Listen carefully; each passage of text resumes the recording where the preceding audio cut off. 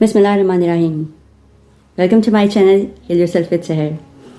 I am Islamic motivational speaker and relationship coach. I hope कि आप सब लोग अपने घरों में खैरियत से होंगे, बिल्कुल ठीक ठाक होंगे. मैं आज बहुत ही ख़ास टॉपिक के साथ यहाँ पर आई हूँ. सबको सब कुछ हासिल है, लेकिन आपको कुछ नहीं मिल रहा. तो ऐसा क्यों? आज हम इस टॉपिक पे बात करेंगे. वीडियो को अंत तक ज़रूर देखिएगा, क्या पता ये वीडियो आपके लिए लाइफ चेंजिंग हो. मेरे चैनल पे न्यू हैं तो मेरे चैनल को ज़रूर सब्सक्राइब करें, मेरी वीडियोस को ज़्यादा से ज़्यादा शेयर करें, क्योंकि ये सदका जारिया है और सदका जारिया अल्लाह ताला को बहुत पसंद है. तो चलते हैं अपने टॉपिक की तरफ. इंसान जब दुनिया के मैदान में कदम रखता है तो इसका दिल कई ख्वाहिशात और ख्वाब सजाता है. कोई मालो दौलत चाहता है, कोई शोहरत चाहता है और बहुत सारी ऐसी चीज़ें. कोई औलाद चाहता है, कोई सेहत और सुकून और आरज़ू करता है कि उसको हर चीज़ मुयस्सर आ जाए. लेकिन अक्सर होता क्या है, इंसान अपनी ख्वाहिशात के मुताबिक सब कुछ हासिल नहीं कर पाता. वो देखता है कि दूसरों को दुनिया की नेमतें मिल रही हैं, इसके पास सहूलतें हैं, वो बज़ाहिर कामयाब नज़र आते हैं, लेकिन खुद को खाली और महरूम महसूस करते हैं. ऐसे लम्हे में दिल में एक सवाल आता है, या अल्लाह, सबको तो तू सब कुछ दे रहा है, सबको सब कुछ मिल रहा है, लेकिन मुझे क्यों नहीं मिल रहा. ये सवाल एक तरफ मायूसी की कैफियत है, लेकिन अगर गौर से देखा जाए तो ये ईमान के इम्तिहान का एक हिस्सा भी है. कुरान और हदीस में हम यही तो सीखते हैं कि जो कुछ दूसरों को मिला है वो महज दुनियावी और आर्जी चीज़ है, जबकि असल कामयाबी तो आखिरत में है. कुरान और जो है वो इसमें कैसे तकसीम कर रहा है, इस पे कैसे रोशनी डाल रहा है. अल्लाह ताला ने कुरान में बार बार ये वाज़िया किया है कि दुनिया में तकसीम, रिज़्क़ की फराहमी, इज़्ज़त और ज़िल्लत सब उसके हाथ में है. उसे बहुत बेहतर पता है कि वो क्या चीज़ किसको दे और किस वक्त पर दे और कितनी दे. वो बहुत बेहतर जानता है. रिज़्क़ का फ़ैसला अल्लाह के हाथ में है. सूरह अर-रअद की आयत नंबर 26 है. इसका तर्जुमा ऐसे है, अल्लाह जिसके लिए चाहता है रिज़्क़ कुशादा कर देता है और जिसके लिए चाहता है तंग कर देता है. ये आयत इस हकीकत को बयान करती है कि अगर किसी को बहुत कुछ मिला है तो ये इसके लिए अल्लाह की आजमाइश है, और अगर किसी को कम मिला है तो ये भी एक इम्तिहान है. दुनिया की चमक दमक एक धोखा है. वमल हयात दुनिया इल्ला मताउल गुरूर. सूरह अल इमरान की आयत नंबर 158. दुनिया की ज़िंदगी महज धोखे का सामान है. यानी जो चीज़ें हमें दूसरों के पास नज़र आती हैं वो असल कामयाबी नहीं, बल्कि वक्ती आजमाइश है. तो फिर असल कामयाबी क्या है? असल कामयाबी आखिरत है. वल आखिरा खैरा व अबका. सूरह अल आला आयत नंबर 17. और अल्लाह बेहतर है और बाकी रहने वाला है. वही तो है जो सब कुछ ख़त्म होने के बाद भी बाकी रहेगा. अल्लाह ताला ने साफ अल्फाज में बता दिया कि ये दुनिया महरूमी कोई नुकसान नहीं, ये दुनिया आर्जी है. असल दौलत आखिरत की कामयाबी है. मैंने अपने चैनल पे एक वीडियो अपलोड की है कि क़यामत के बाद क्या बाकी रहेगा. अगर आपने वो वीडियो नहीं देखी तो काइंडली वो वीडियो जाकर ज़रूर देखिएगा. मैं डिस्क्रिप्शन में उसका लिंक डाल दूँगी. आप हैरान रह जाएंगे कि क़यामत के बाद, सब ख़त्म हो जाने के बाद, आखिर कौन, कैसे और कब ज़िंदा रहेगा. क्या कोई ज़िंदा रहेगा भी या नहीं. अहादीस की रोशनी में सब्र, शुक्र और कनाअत क्या हैं. आप सल्लल्लाहु अलैहि वसल्लम ने बार बार इस बात पर ज़ोर दिया कि दुनिया में दिल में हसद या मायूसी ना रखो, बल्कि सब्र और शुक्र का रवैया इख्तियार करो. अपने से नीचे देखो, ऊपर मत देखो. अगर तुम अपने से नीचे देखोगे तो तुम हर चीज़ का शुक्र अदा करोगे, और अगर तुम ऊपर देखते हो तो तुम हसद का शिकार होगे, मायूसी का शिकार होगे. इसीलिए कहा गया है कि अपने से नीचे देखें, ऊपर नहीं. दुनिया मोमिन के लिए एक कैद खाना है. आप सल्लल्लाहु अलैहि वसल्लम ने फरमाया, अद्दुनिया सुब्हानल मोमिनीन व जन्नतुल काफिरा. सही मुस्लिम हदीस नंबर 2956. दुनिया मोमिन के लिए कैद खाना है और काफिर के लिए जन्नत है.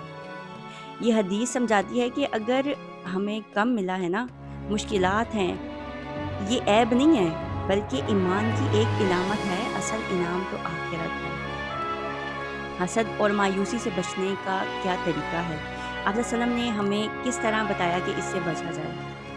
آپ صلی اللہ علیہ وسلم نے بتایا، صحیح مسلم اور صحیح بخاری کی حدیث ہے، صحیح بخاری میں 6490 اور صحیح مسلم میں 2963، اوپر والوں کی طرف نہ دیکھو بلکہ ان کی طرف دیکھو جو تم سے نیچے ہیں، تاکہ تم اللہ کی نعمت کو حقیر نہ سمجھو۔ بالکل وہی بات جو میں نے آپ کو پہلے بتائی کہ آپ صلی اللہ علیہ وسلم نے یہی فرمایا کہ اپنے سے اونچے کو مت دیکھو، نیچے کو دیکھو، تمہارا ایمان اور تقوی قائم رہے گا، اور اگر ایسا نہیں کرو گے تو تمہارا ایمان جاتا رہے گا۔ یہ حدیث اس کیفیت کا علاج ہے کہ جب ہم دوسروں کو دیکھتے ہیں تو دل میں محرومی کا احساس بڑھتا ہے، لیکن اگر ہم اپنے سے کمزور شخص کو دیکھیں گے نا تو اللہ تعالیٰ کی نعمتوں کا شکر ادا کرتے نہیں تھکیں گے، خود ہی ہمارے منہ سے شکر کے الفاظ نکلتے جائیں گے۔ آپ صلی اللہ علیہ وسلم نے بتایا کہ صبر پر کیا انعام ملے گا، صحیح بخاری کی حدیث ہے 1469، کسی کو صبر سے بہتر اور وسیع تر عطیہ نہیں دیا گیا۔ سبحان اللہ، بے شک یہ صبر آپ کو ایسے ایسے انلوک دروازے کر دیتا ہے کہ آپ خود بھی سوچ نہیں سکتے، لیکن سچا صبر اور برداشت دونوں میں بہت ڈفرینس ہے جو ہم سمجھ نہیں پا رہے ہوتے۔ ہم کر برداشت رہے ہوتے ہیں لیکن ہم کہتے ہیں کہ ہم صبر کر رہے ہیں، جبکہ صبر کا تو مقام ہی کچھ اور ہے۔ صبر تو وہ ہے کہ جب کہہ دیا کہ اللہ تیرے حوالے تو سب پھر اس کے حوالے، یہ ہے صبر۔ ہمیں اپنے نبیوں کی زندگیوں سے، ان کی مشکلات سے بہت سارے سبق ملتے ہیں، لیکن ہم سیکھتے نہیں ہیں۔ اگر آپ کے دل میں کبھی یہ سوال ہے نا اللہ مجھے کیوں نہیں دیتا، تو ہمیں انبیاء کی زندگی دیکھنی چاہیے۔ حضرت ایوب علیہ السلام کا واقعہ، ان کا صبر، ان کی بیماری، ان کا فقر، ان کی اولاد کی آزمائش، لیکن انہوں نے کبھی اللہ سے شکوہ نہیں کیا تھا، وہ صابر رہے۔ سورہ انبیاء کی آیت نمبر 83 ہے، مجھے تکلیف نے چھو لیا ہے اور تو سب رحم کرنے والوں سے بڑا رحم کرنے والا ہے۔ سبحان اللہ، اللہ تو ہے ہی رحم کرنے والا، اللہ تو ہے ہی مہربان، اللہ تو ہے ہی رحیم، وہ تو ہے ہی رحمان۔ بے شک اللہ نے ان کے صبر کے بعد سب کچھ ان کو لوٹا دیا۔ سبحان اللہ۔ حضرت یوسف علیہ السلام کی آزمائش، حضرت یوسف علیہ السلام کو بھائیوں نے کنویں میں پھینکا تھا، غلام بنایا گیا، ان کو جیل میں ڈالا گیا، اس جرم کی سزا ملی جو انہوں نے کبھی کیا ہی نہیں تھا۔ آخر کار اللہ نے ان کو صبر کا کیا انعام عطا کیا، مصر کا وزیر بنایا۔ ان کی زندگی یہ سبق دیتی ہے کہ جب صبر کرو گے نا تو اللہ آپ کو اس سے ضرور نوازے گا، اور اس میں ہی حکمت ہے، صبر میں ہی بھلائی ہے۔ اللہ تعالیٰ اگر آپ کو آزما رہا ہے تو اس میں آپ کی بھلائی ہے، وہ آپ کو لیسنز دے رہا ہے جو آپ کو سیکھنے کی ضرورت ہے، جو آپ کی زندگی کو بہتر بنائے۔ آپ صلی اللہ علیہ وسلم کی سیرت سے کیا ہمیں کچھ سبق نہیں ملتے؟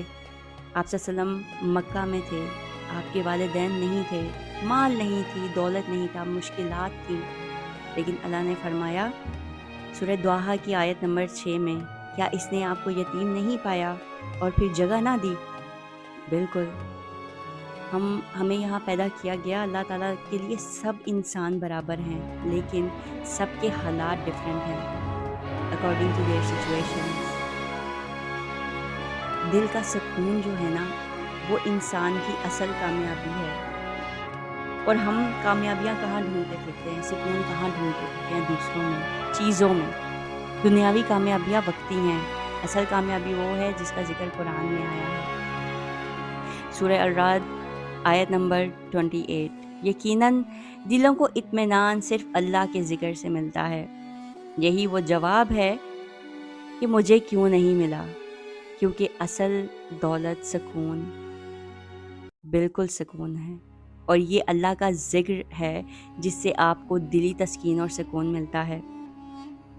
اگر انسان کا امتحان ہے نا تو یہ اللہ تعالیٰ کی حکمت ہے۔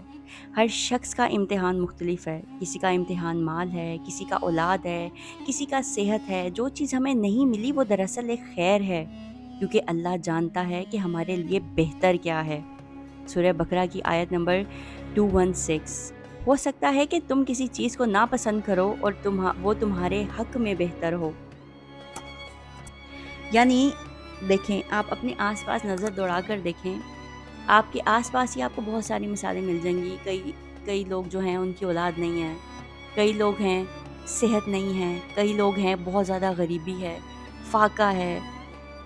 تو یہ کیا ہے؟ ہر کسی کی ڈیفرنٹ آزمائش ہے، ہر کسی کے ڈیفرنٹ حالات ہیں اللہ کی مرضی کے مطابق.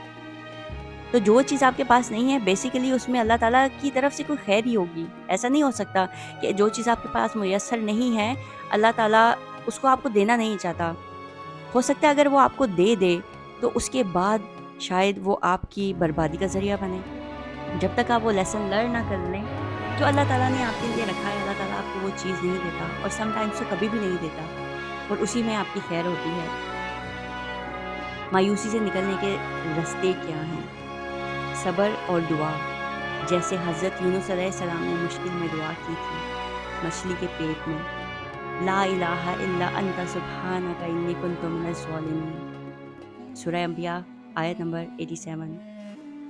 شکر و قناعت. نبی صلی اللہ علیہ وسلم نے فرمایا قناعت ایسا خزانہ ہے جو کبھی ختم نہیں ہوتا. یہ مسند احمد کی 22,613 آیت جو ہے حدیث ہے.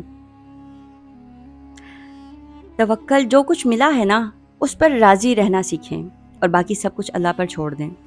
جب دل میں یہ شکوہ آئے سب کو تو سب کچھ مل رہا ہے لیکن مجھے کیوں نہیں مل رہا، تو یاد رکھیں یہ سب کچھ ملنے کا مطلب کامیابی نہیں. اللہ نے ہر ایک کو الگ امتحان میں ڈالا ہوا ہے. اصل دولت ایمان، صبر، قناعت اور دل کا سکون ہے. جو چیز آج آپ کے پاس نہیں ہے نا کل وہ آپ کے حق میں خیر ثابت ہوگی. اللہ تعالیٰ ہمیں صبر، شکر، قناعت اور اپنی رضا پر راضی رہنے کی توفیق عطا فرمائے. اللہ تعالیٰ ہم سب کو اللہ تعالیٰ کے جو بتایا ہوا دین ہے، آپ صلی اللہ علیہ وسلم کا بتایا ہوا دین ہے، اس پہ چلنے کی توفیق عطا فرماتا رہے، اور ہم سب اپنے ایمان پہ قائم رہیں اور دائم رہیں. آمین. تو آئی ہوپ کہ میری آج کی ویڈیو سے آپ نے کچھ نہ کچھ گین ضرور کیا ہوگا، اور اگر آپ نے گین کیا ہے تو کائنڈلی میری ویڈیوز کو زیادہ سے زیادہ شیئر کریں، میرے چینل کو سبسکرائب کریں، بیل آئیکن ضرور پریس کر دیں تاکہ میری آنے والی ہر اپڈیٹ آپ تک ٹائم ٹو ٹائم پہنچتی رہے. اور یہ بالکل فری ہے، آپ میرے چینل کو سبسکرائب کریں. صدقہ جاریہ اگین میں یہ کہوں گی اللہ تعالیٰ کو بہت پسند ہے، اور کیا پتہ آپ کی کسی ایک شیئرنگ سے کسی کی لائف چینج ہو جائے. تو کنجوسی کیسی. کائنڈلی میری ویڈیوز کو زیادہ سے زیادہ شیئر کریں، لائک کریں، سپورٹ کریں، کیونکہ آپ لوگوں کی سپورٹ ہی ہمیں کرش دیتی ہے to make more videos. Thank you so much for watching my video. مجھے اپنی دعاؤں میں یاد رکھیے گا، میں آپ سب کو اپنی دعاؤں میں ہمیشہ یاد رکھتی ہوں. تھینک یو سو مچ. اللہ آپ کو اپنے حفظ و امان میں رکھے. ملتے ہیں اپنی اگلے ویڈیو میں، تب تک کے لیے اللہ حافظ.